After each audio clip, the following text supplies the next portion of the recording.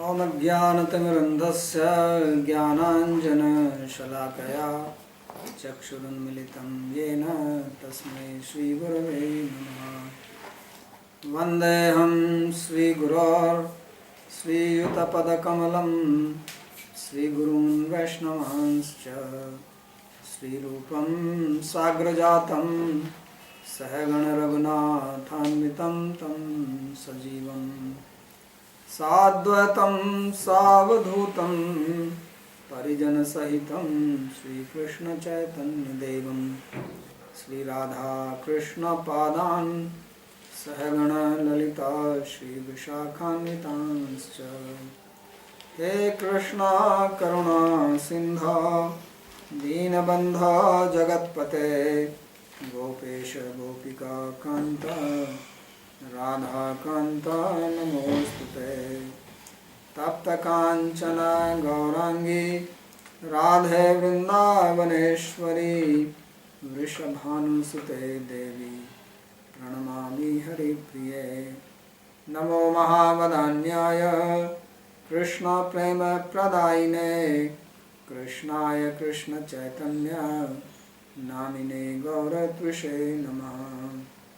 पंचतत्वात्मकं कृष्णं भक्तरूपस्वरूपकं भक्तावतारं भक्ताख्यं Namami भक्तशक्तिकं।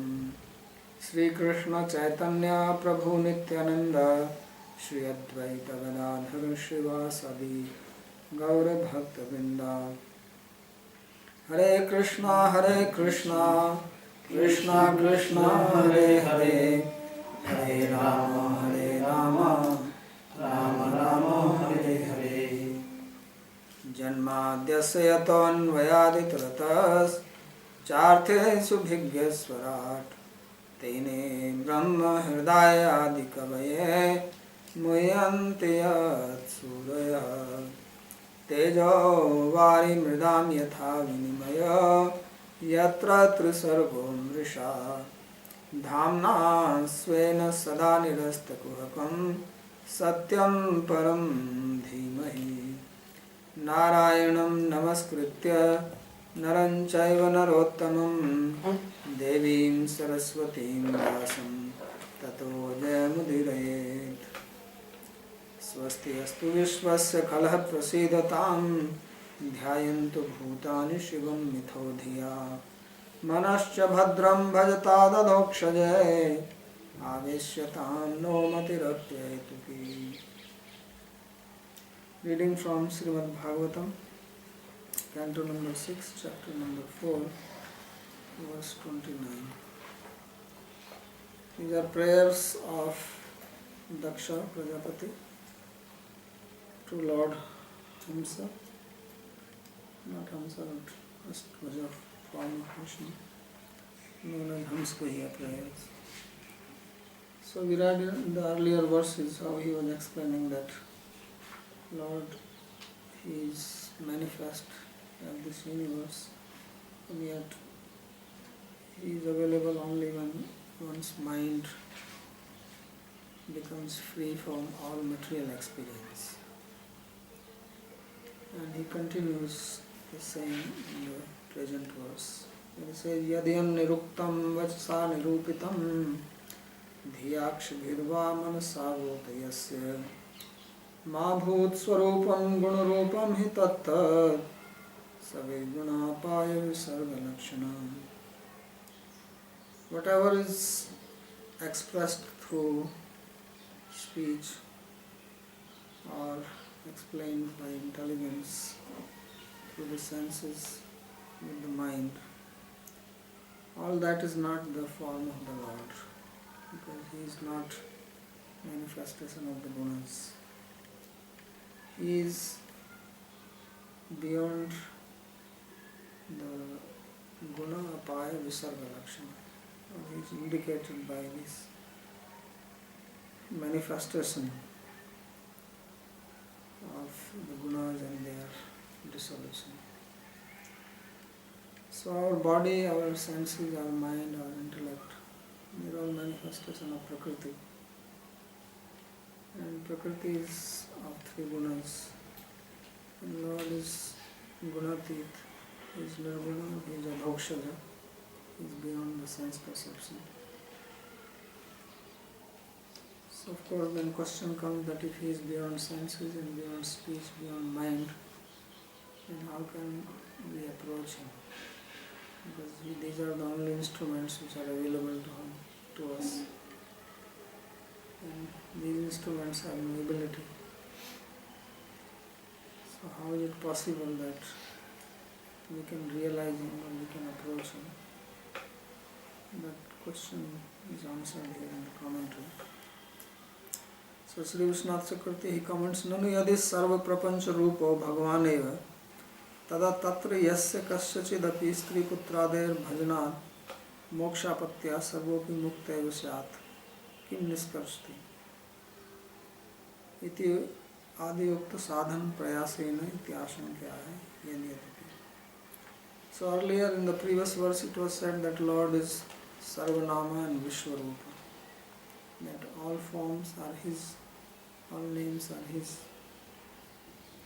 So on this a doubt is raised, or a question is raised, that if Lord is manifest as this prapancha, this universe, which is a manifestation of five tattvas, earth, water, fire, air and ether, then whatever you serve, whatever you worship, whatever you honor, your wife, children, husband, relative, you do service to them, then it is service to Him. And it is said that by doing service to God you become liberated. So then you should become liberated. Because there is nothing else but Him. See? And everybody is doing service to somebody. You go to office, you are doing service there also. So then everybody should become liberated.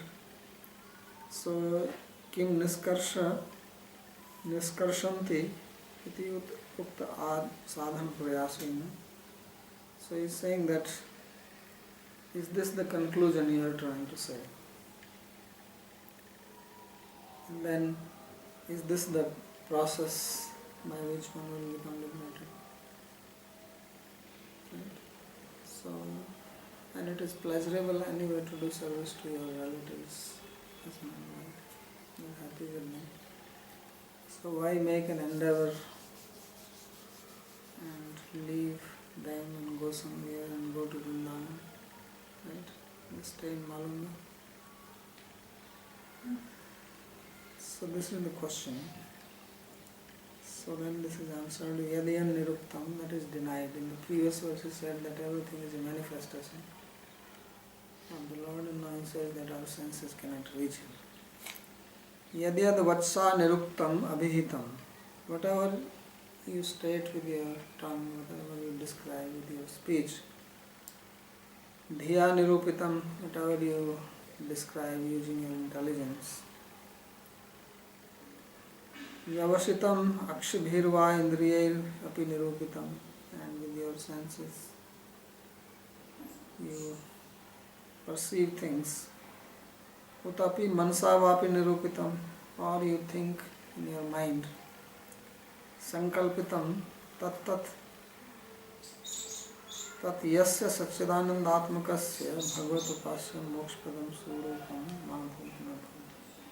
So all that is not the form of the Lord, who is Satchidananda, who is blissful, eternal, conscious by very nature. And it is only by worshipping the Satchidananda form of the Lord that one can attain moksha, not by worshipping the material form. Yena tad bhajanan moksha syaditi says. So therefore by worshipping or by serving all these material objects, material relations, one will not attain moksha. It is not possible. Tatra hetuma, the reason for that is guna rupam eva. Because this is all material. Whatever we perceive with our eyes, with our nose, with our ears, with our tongue, with our sense of touch, it is all guna rupa. It is all made of the gunas of prakriti. It is all material. And Lord is gunatit. So obviously then it is not the Lord.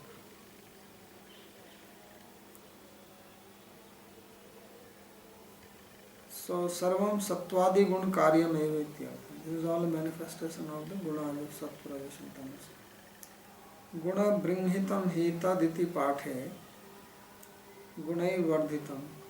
In some places the reading is instead of guna rupam, guna bringhitam. So then the meaning is that it is all an expansion of the gunas of prakriti, of material nature. Nahi gunkarya bhajanat moksha sambhavati iti bhava. So it is not possible to attain moksha or freedom from bondage by worshipping anything material.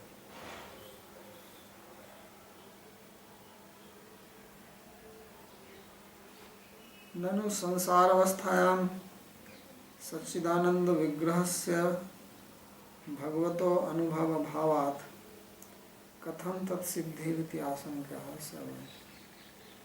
So then how is it possible that one can approach the Lord? Because if he is non-material, actually I am reading the wrong commentary. I just realized the commentary by Swami Giridharala. Anyway, not bad.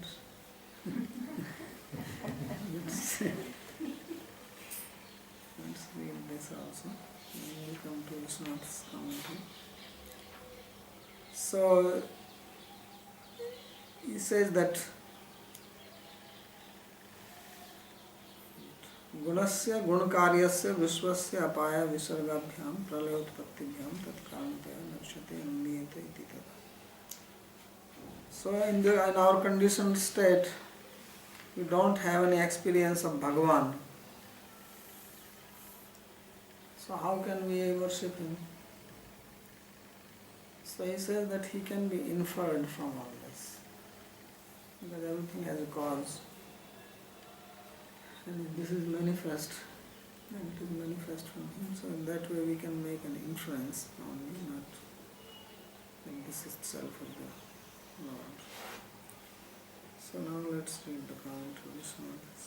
It says, Vag buddhyadikam tu sarvam mayikam eva tena nirupitam api sarvam mayikam eva bhavet.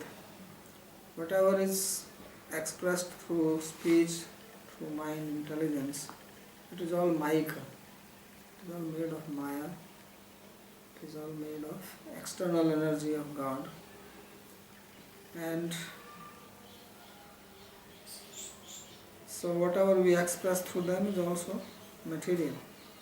Tattu na tat swarupam, and therefore that is not the form or nature of the Supreme Being. So this is stated in this particular verse.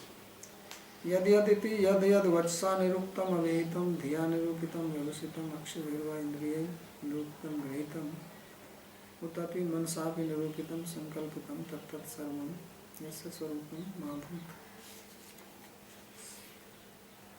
Almost same, exactly the same. He has copied this line because he came later on. That's all I was thinking. It's only later on I realized. So this first line he has exactly copied from word by word.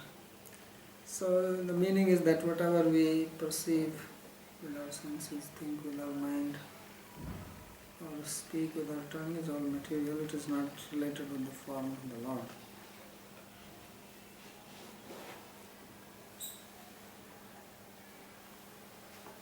So I am paying obeisances to such a Lord. Hi yatas tad gunanam eva rupam guna bringhitam hi taditi pathai gunairvardhitam satuguna vyatirikta iti artha. Because this is all made of the gunas and he is beyond that. Yatah gunanam apaya visargabhyam pralayotpattibhyam lakshanam yasya. So there are two types of lakshana or descriptions of an object. One is called internal, one is external. Internal is which gives the exact swarupa of that particular object itself, and external is how the object manifests externally. So Lord's internal form is the way He is two-handed form or four-handed, and externally He is known by this material world because this is manifestation of His power, His potency. It's like if you are a painter, and your swarupa is the way you appear in your body, and your painting is also defining you, because by painting you understand that you have some caliber or certain nature. So that is called lakshana, or that indicates. So that is called tatastha lakshana, or external description, because it is a manifestation. So the world is also expressing the Lord, but not directly.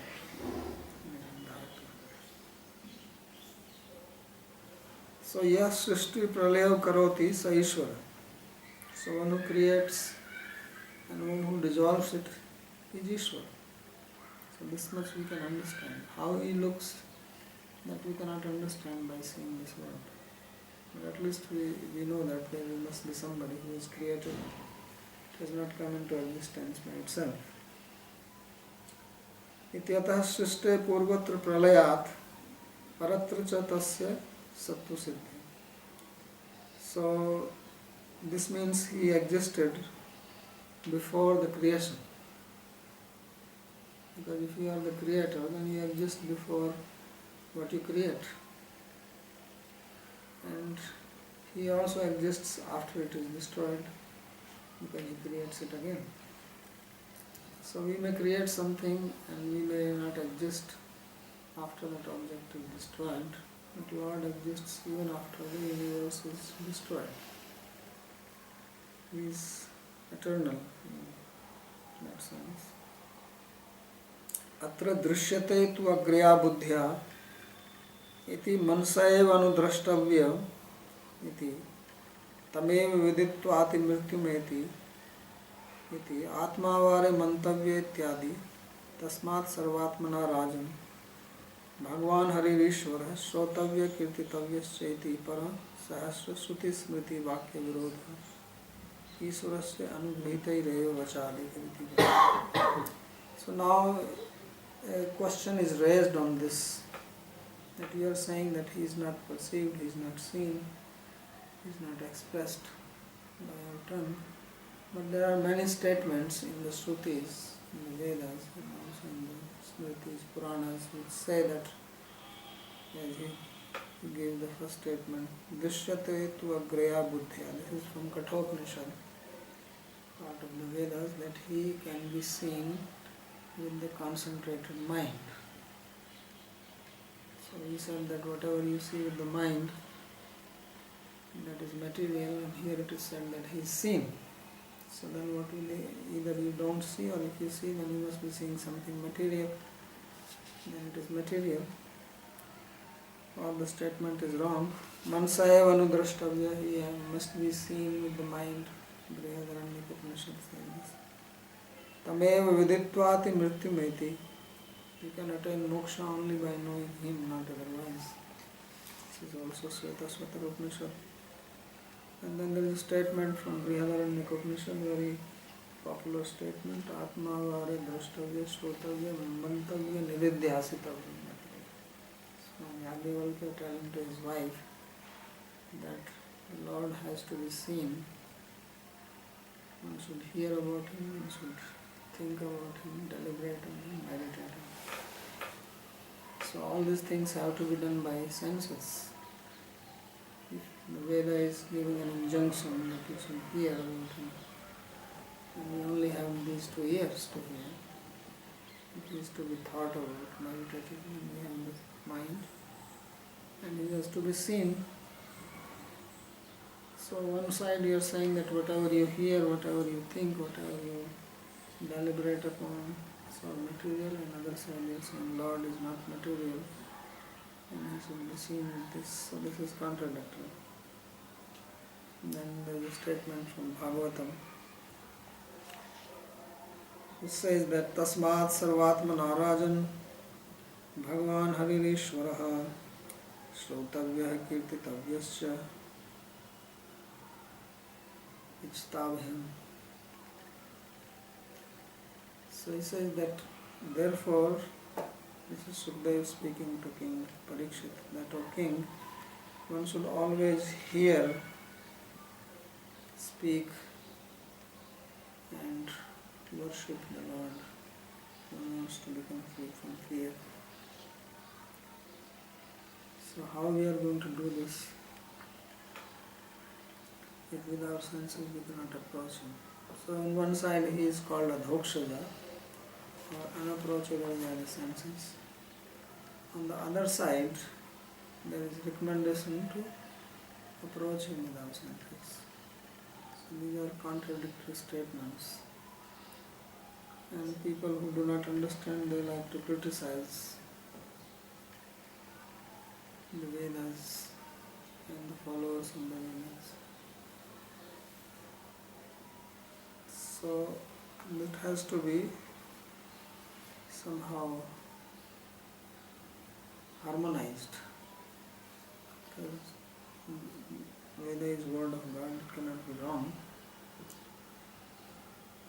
So there he says there are hundreds and thousands of statements like this which are contradictory. So what does it mean then? So he says that the meaning is that when same senses are blessed by the Lord, then they become qualified to approach. Just as Krishna says to Arjuna that you cannot see me with these eyes, this universal form. Dadami Divyam Chakshaste, I will give you divine vision, then you can see. So when Lord wants that someone can see him, he gives the power to him. Yamev esha granate tena labdhe.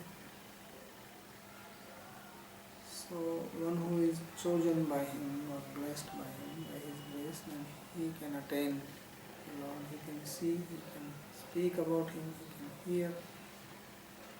So these very senses get the power to know. Just like we cannot see small particles with our eyes, and we cannot see many stars who are very far away, but by using microscope you can see small beings, amoebas or cells, or we can see big stars. So by using those instruments we can augment or magnify our power of seeing. In the same way, when Lord gives his power, then these very senses become qualified to see. So that's why there is no contradiction in these statements. So the meaning therefore is that one who is not qualified, one who is not having the grace like this will not understand the meaning of these statements and cannot approach the Lord. But one who is graced, then he can understand and he can approach, he can think about the Lord, he can meditate on him, he can speak, and he can see. So that is good. So in other words, these statements are spoken about two different classes of people, two different types of people. They are not applicable to the same. So one type of people, they are able to approach him, another type they are not. So there is no contradiction.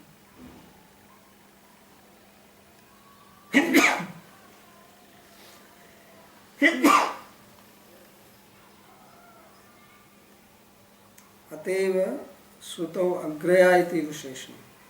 So he says, therefore, in the first statement which he quoted from Kathopanishad, it was said that Drishyate to Agraya Buddhi. But he can be seen with the Agraya Buddhi, or that Buddhi which has been blessed. So the tu or but says something different than what has been said before. So although he is said as a bhokshaya, but when the word tu is used, then it means something different is being said. Ataha Sri Krishna namadi न भवेद ग्राह्यम इंद्रियैहि सेवोन्मुखो हि जिह्वादौ स्वयमेव स्फुरत्यः इति अभियुक्त वचनं. So it is said, this is a statement from Bhakti Rasamrita Sindhu, that Atha Sri Krishna namadi na bhaved grahyam indriya, that the name of Krishna, form of Krishna, they are unapproachable by our senses. But when one becomes inclined to serve the Lord, then these things become manifest in the sense by the power of devotion. So therefore, for a common person, one cannot approach these names and forms, but a devotee can, because Lord is approachable only by devotion. Bhaktyaham ekyagrahi. I am approachable, I am realized, I am understood only by bhakti, not otherwise. Bhaktya mama vijanati yavan yaschasmi tattvata.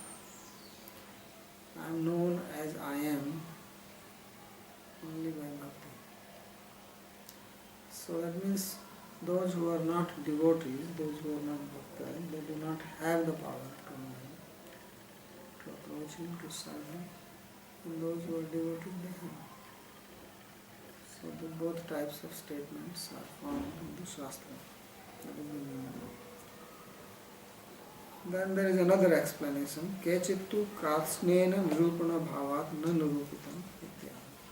Another meaning is that when it is said that he cannot be seen, he cannot be approached, then what it means is that he cannot be known fully, cannot be seen completely, because he is unlimited. So, yato vacha nivartante, yato prapti nivartante, vachasya manasat. It is said that from him the mind and speech return, not having attained him. So not having attained him means not having attained him fully. So one can say that he is unapproachable completely, or the meaning is that he is approachable but not completely. That is significant.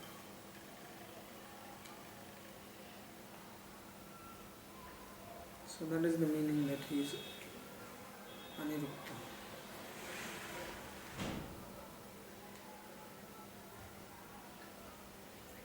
इत्यत्र आपादान निर्देशात् वांग मनसा गम्यत्वं निवर्तन्ते इति अंत अलाभात् वांग मनसा गम्यत्वं च दिया. So when it is said that the speech and mind return from him, that means they reach up to the boundary. It's like if you say that I returned from the temple, means you went up to the temple, so you saw and you came back. So you at least reached there. That is the meaning. So the meaning is that you don't reach the end of it. You didn't figure out how much is it, or what is the extent of it. That is another meaning that we can approach. Then in the next verse he says, Yasmin yato yena cha yasya yasmai यदियो यथा कुरुते कार्यते च परावरेषां परमं प्राक प्रसिद्धं तद् ब्रह्म तद् हेतुरनन्यदेकम्. So he says that in whatever one does, from whatever one does, by whatever one does, of whatever one does, and to whatever one does, and whoever does or makes other do, Paravaresham paramam prakrasiddham. So this is all, the cause for all this is that Supreme Lord only, the only one cause. Hetu ananda ekam. So this is more from grammatical point of view. In Sanskrit, every noun has got 8 cases because there are no prepositions in Sanskrit. The words are inflected. They have their declensions, and there are 3 numbers, singular, dual and plural, and 8 cases, so 8 multiplied by 324, so there are 24 forms of every noun which are used according to how it has to be utilized. So here he is showing that all these usages, the cause behind everything is Lord. So there is nominative case, accusative case, instrumental case, dative, ablative, relative, and seventh is what is place, and then vocative, locative and vocative. So these are the cases which signify that someone is the agent of an activity or the object of activity or instrument in performing the activity or the beneficiary of the activity or the point of origination of the activity or activity is performed by someone who is related to that or the location where activity is performed or calling someone. So he is referring to this by using the pronoun yat. Yat means which. So all the forms of which, whose, how, where, cause is anything Lord. So this is what says yasmin yato. Yato means yasmat. Yena is the third case. Yato is fifth. Yasmin is seventh. Yes is sixth. Yasma is fourth case. Yat is first case. It can also be second because it's an avya, and ya is the first one. And yatha kurute karyate. So whatever, meaning is that whatever one does, to whatever he does, by whatever he does, and for whatever he does, from wherever he does, and related to whatever he does, and in whatever place he does, cause is Lord. So just as in Bhagavad Gita, Krishna says that there are 5 causes behind every activity. Adhisthanam tatha karta karanam cha prithak vidham vividasya prithak chesta daivam cha pancham. So adhisthan, place, is also cause.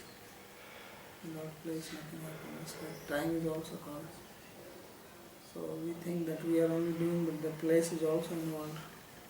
Some activity is being fruit in one place and not in another one. Some activity becomes fruitful at a particular time and not at other time. So these are also causes. So that's why Krishna says Nyayam Vagapritam Bhapam Chaitya. Some activity is proper or improper, legal or illegal, these 5 are the causes behind that. So we should not think that we are the only cause. So that is the problem. One starts thinking that I alone am the cause. But that's not true. So Atmanam Kevalam said that person is bewildered or confused. So Paravaresham Paramam Prak Prasiddham Tad Brahman Tad Hetu. So whether those activities are inferior, superior, near, far away, spiritual, transcendental, then that famous Brahma, well-known, supreme, he is the only one ultimate cause. So Sri Vishwanath says that Nanu Gunamayam Rupam Yadi Tat Swarupam Na Bhavati Tari Tasya Purnatvam Prasajjeta Ityatya. So now another problem. One side he said that he is free from the gunas, he is transcendental. Now he says that if all this is not his form, not his swarupa, then he is not perfect. He is not the ultimate because there is something besides him. He is not the supreme. So for that he speaks these words. So just like they say that, can God create a stone which he cannot lift himself? Can he create? So if he can create, then he is not God because he is not omnipotent. And if he cannot create, then he is not God because he is not omnipotent. So this is trying to catch from both sides. So if he is everything, then he is material. If he is not everything, then what kind of God is he?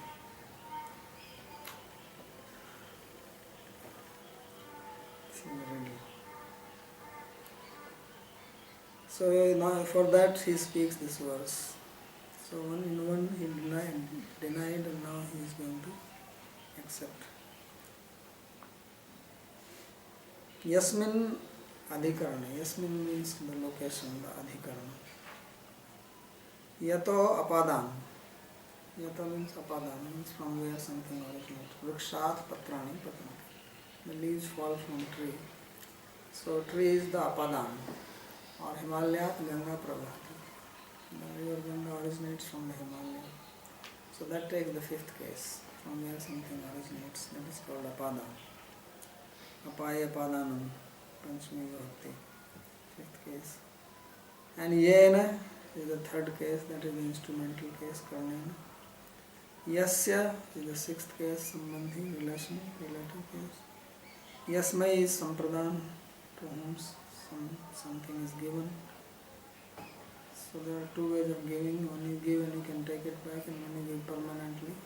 That is the fourth case. So there are two types of objections in Sanskrit.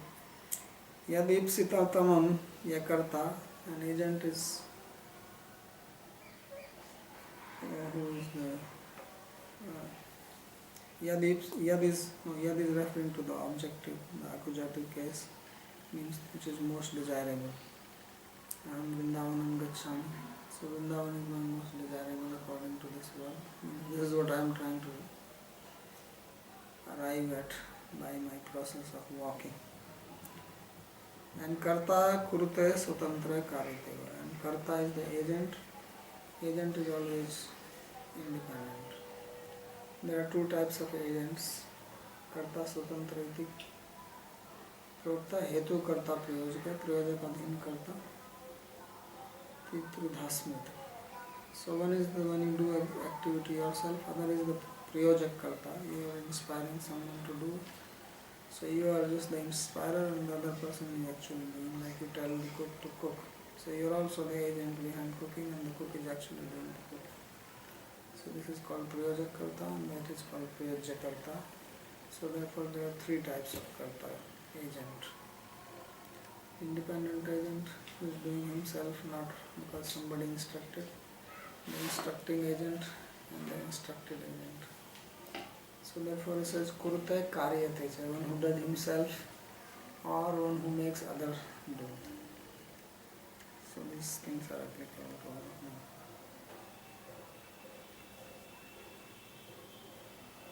of them. Anyena prayojya karta tad brahma iti pratekam. So this Brahman is that, all that.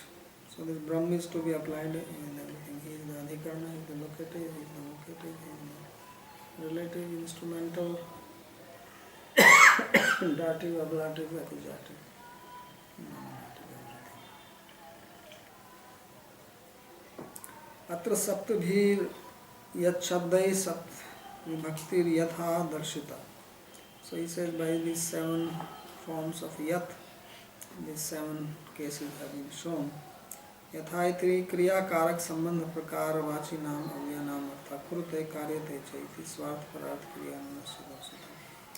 And by the word yatha, as, so by taking the word verb, and the karaka are those which are related to the verb. So by showing the relationship of the karakas with the kriya, all these translation for the word karaka means don't have. So they are related with the verb. So this by that they are shown. Avyartha, avyanamartha kurute. Whether one does himself or makes others do karyate chaiti.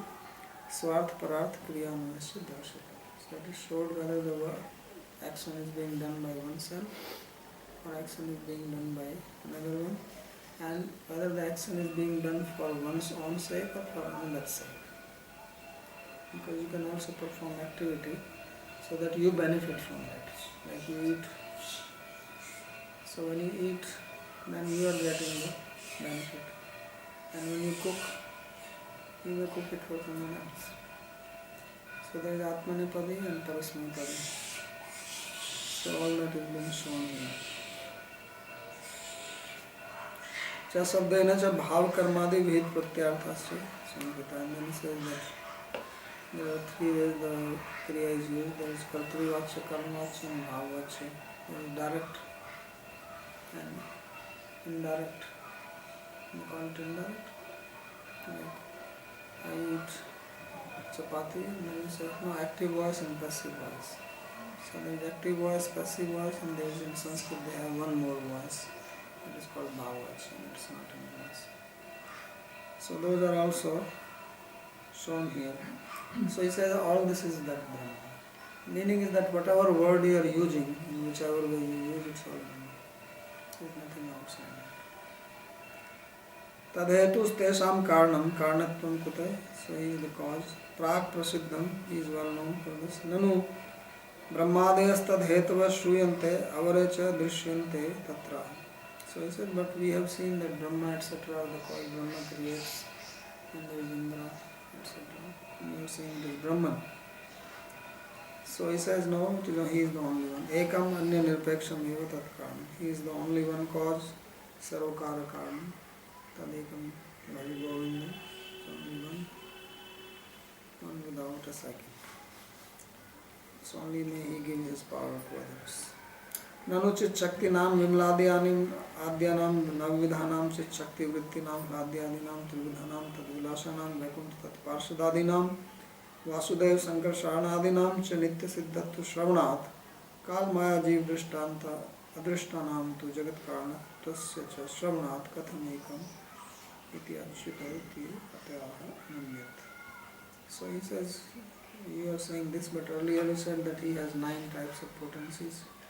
All these Vimla, Utkarshani, Jnana, Kriya, Yoga, Prabhu, Satya, Isana, Anugraha, and all these potencies, they work. And then he said he has 3 vrittis of Ladhani Shakti, Samvit Shakti, and Sandhani Shakti. And then he has eternal associates. So all these things exist and they are also cause of various activities. And then we have also heard that time is a cause behind activity, Maya is the cause, and Jiva is cause. So how you say that he is the only one cause? So then he says Ananyat. He says that because there is nothing else which exists except him. Na vidyate anyad yat tat shaktinam tad vilasanam sa tat swarupa bhutatvat tad vasudevadinam tadam shakti. So he says because all these energies they cannot exist independent of him. All the vrittis, all the expansions, Vasudev, Sankarshan, Pradyumna, Aniruddha, or further Guna Avtaras, Brahma, Shiva, they are not independent. They are all manifestation of his power, therefore he is the only one cause ultimately. Kalmayadinam aswarup bhutatvapi tat shaktitvat tadanamiti. But what about time and Maya? They are not part of his Swarupa. So he says although they are not part of his Swarupa, but they are also not separate from him, they are not independent of him. So therefore he is called Ananya here. Tadhetu Ananya Ekam. He is one, and Ananya means no Anya iti Ananya. And there is no second, no other, which exists independently. It does not mean that other things don't exist, but existing independently. So in Advaitavad, they will say that the others don't really exist, they appear to be exist, and therefore they cannot exist. We say that no, they also exist really, but they don't exist independently. This is the distinction. Today I met Sankaracharya of Puri and he was asking me all this. He said, so what is Gaudiya Siddhanta? And then I started saying, but what happens when moksha is there? And I said, but in moksha there will be, and I said, no, not enough for us. And he went on and on. So because their view is that when moksha then there will be Brahman. And I said, no. There is also bheda, there is also difference. Because in Advaita Vedanta also they accept difference, which they call as bhed, sahishnu, abhed. Non-difference which tolerates difference.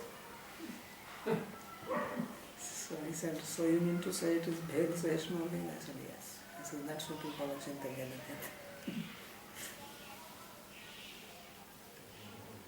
So that's how it is ananda. So we'll stop here if there is any question. Yes. Earlier in the class, this topic was mentioned about that one can only grasp with the senses or the mind and so on by grace. Yes. But many people think or proclaim that they did or do have the grace, and yet they are speaking, or their view is, according to our philosophy at least, or to Vedic understanding, wrong. So what is actually how do you know that somebody has really the grace of the Lord?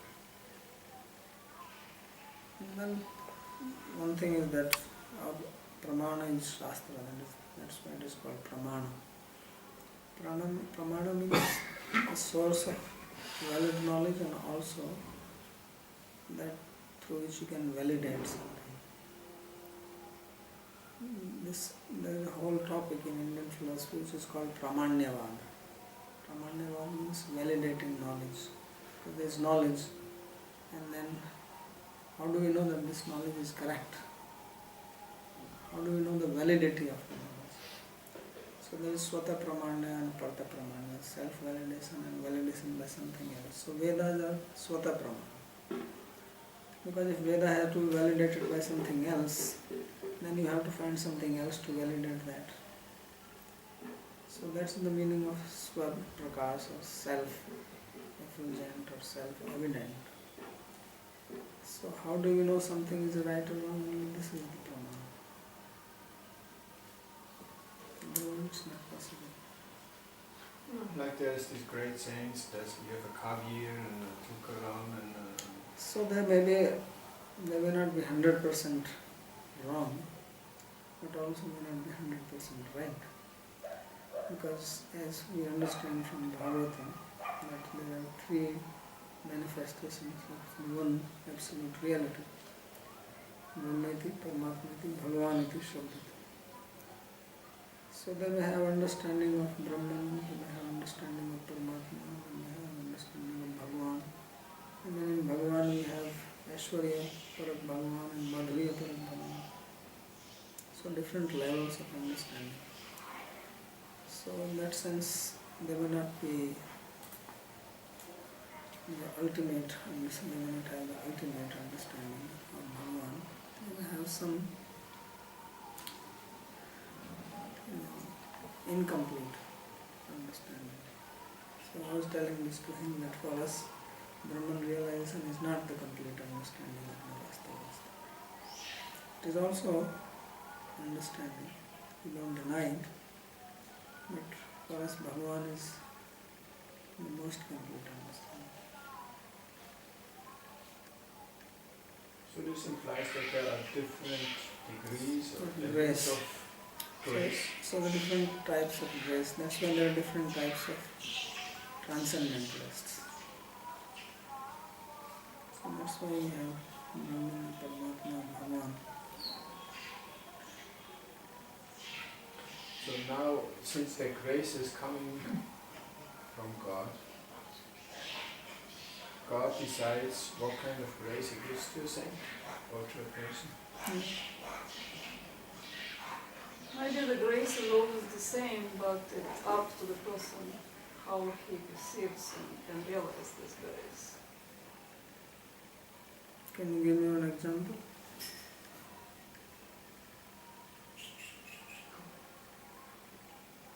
It's like sun is shining to everybody, but if you're blind, you don't see. If you have very good vision, you see. Yeah, but I'm not talking about that type of grace which is available like this. It is grace specifically given to somebody. That way Shastra is available to everybody, everybody can read. But who understands, somebody gets a specific grace to understand it. I'm speaking about that. The question is if this is grace or if it's your past karma. No, it is grace. It's nothing to do with karma. Because karma is material and this grace is transcendental. Nothing material can give a transcendental realization. Grace is transcendental and only by transcendental grace you can understand the transcendental object. Karma is material, by that you cannot understand. So there is no karma which can make you understand.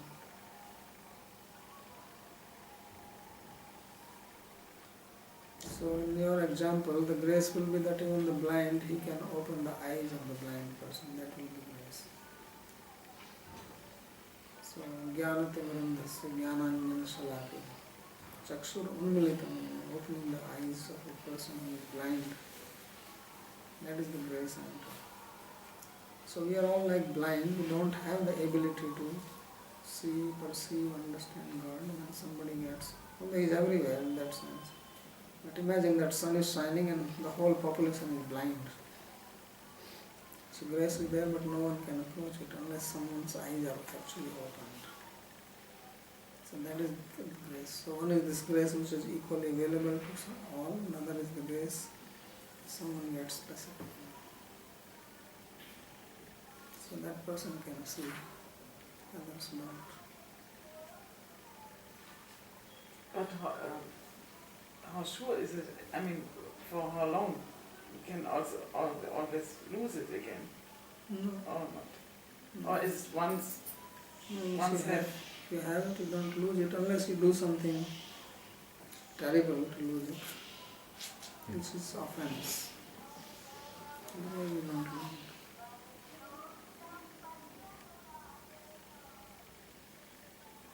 That's why Krishna says, Kantaya pratijanahi namad bhakta pranashati. He says, declare, O Arjuna, that my devotee never falls down or perishes. Which means never losing it. So usually it never happens that once you get the grace and then you lose it. And sometimes there are examples in Shastra that is to show so that you don't become proud and careless. Take it for granted.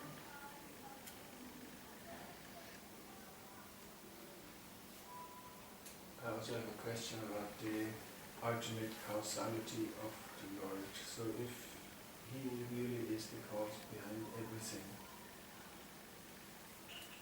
so then He also makes the murderer kill somebody, and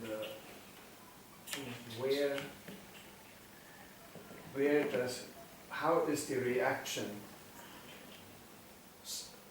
spread or divided if so many causes are involved? There is the immediate cause and there is the ultimate cause. So the ultimate cause is him, but then immediate cause is there. And that immediate cause becomes responsible for it. So if the jiva does something, he is the immediate cause and he gets the whole load. If he is thinking he is the agent of that activity, but if he gives up this idea of being the agent, then it is only the ultimate cause who is responsible and therefore he does not get the reaction from it. Yasya naham kritir bhava buddha yasya nalipate atvapi saivan lokan nahanti nandamate. So it says one who does not have this ahankriti bhava, that I am the doer, this idea, then the person does not get the reaction. But how how to combine the idea of, on the one hand, being a cause, on the other hand, giving up the idea of being a cause, and on the third hand is free will, which is kind of inherent. How you can, if you give up that you are... Where is the free will? Hmm? Where is the free will?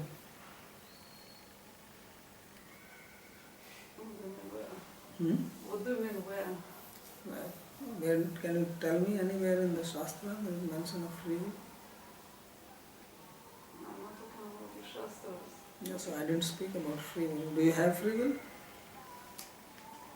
At least at certain level it appears that... So is it free or is it conditioned?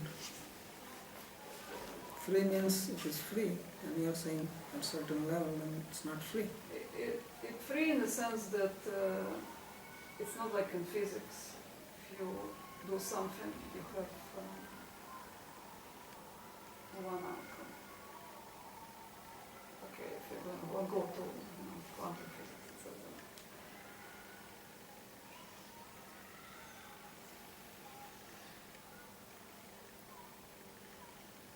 So first you deliberate on this idea of free will, then I will answer your question. I think we make choices, right? Yeah, but how do you know that At what least it choices you are appears, making? Okay, huh? tell me one thing. Yes. You make choice and you think you have the free will to make choice. Do you know what thought will come in your mind next second? Can you tell me? I don't know, because first of all, So many thoughts come. Yes, therefore I am telling you that you don't have the free will. Because you don't know what thought is coming in your mind, what desire is going to come in your mind. Once it comes, then you are choosing. But by which process it came? That means that has control. It's like I put a banana in front of you and then you have the choice whether you eat it or not eat it. But I put the banana first and if there was no banana then there is no choice. So I am controlling your choice actually. Yes. So when you will analyze it, then you will realize that there is not so much of free will as you are thinking. Because we don't even know how our mind works, how the desires are coming and how you make choice. You don't even know how you choose. You are only thinking. This is what Krishna says, ahankarte bhava, that I am the doer.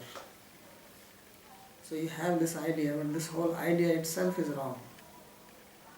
Yeah, but at least on that level, if there is banana on the table, there is I can eat it. And Yeah, but then also when you are making choice, you are not free to make choice. You don't know that. Because even when you make choice, your choice is being controlled by your previous samskaras. What kind of experience you have had with banana, that will influence your choice. Although you don't know all this phenomena, what is happening inside you. But I think the problem is that you have different experiences, and some experiences can tell you take it, and other experiences will tell you not So take therefore it. you are not free, because you are bound by that experience. That experience is influencing your choice, and if your choice is being influenced by something, then it's not free. It's conditioned by it.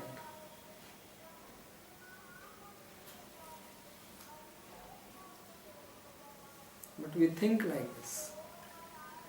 That is the ignorance. We all think that I make choice, I did this, I can do this, I am that. But you try to understand, when you will understand how your mind works, how your intelligence works, how your samskaras work, how your ego works, then you will realize that actually you are just sitting on a machine and you are completely under the control of this machine. But what does it mean, suppose, in this case of the banana, to say I'm not going to be a doer, I don't make any choice, so what's going to happen? Nothing. What is the meaning of it? Nothing. You can even eat and then you say that I'm not the doer.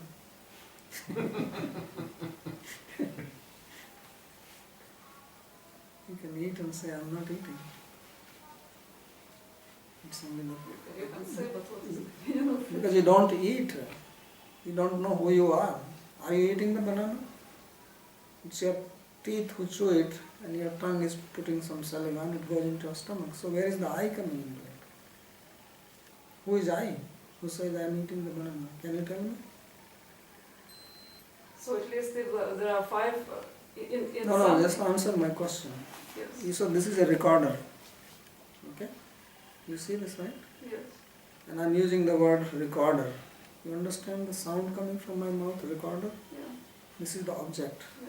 So recorder is the sound and object is that which is referred by the sound. Yes. Can you tell me what does the sound I refer to? When you say I eat the banana? Because I don't know the meaning of this sentence. Suppose I don't know the meaning of this sentence.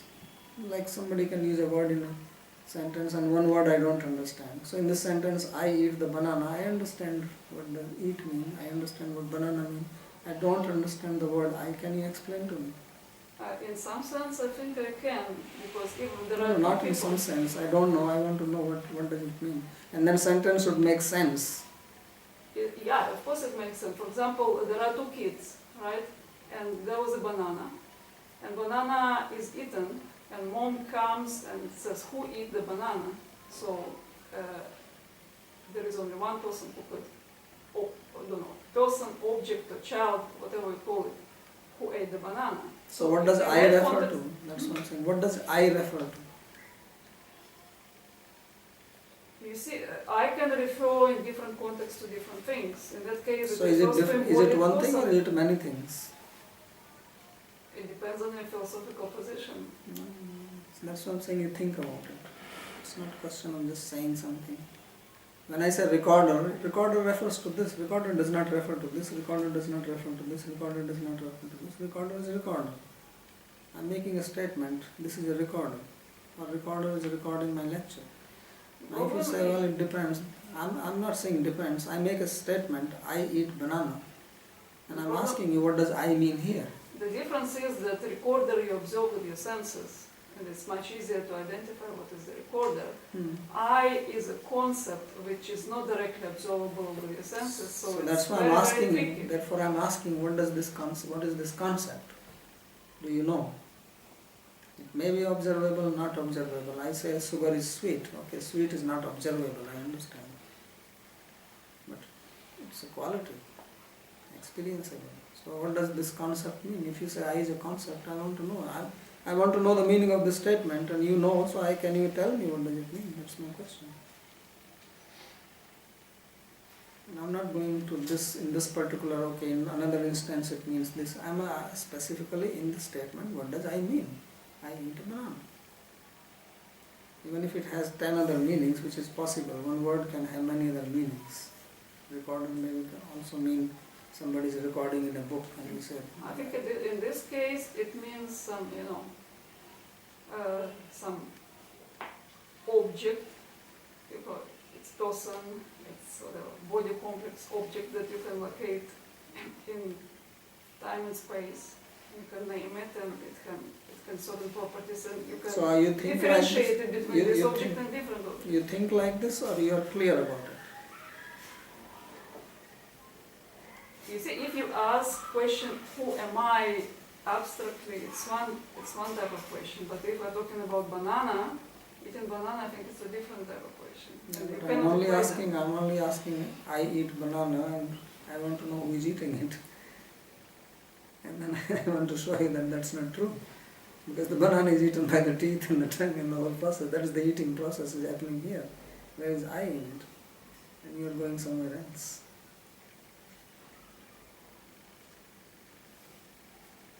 Anyway, think about it. Let's stop here.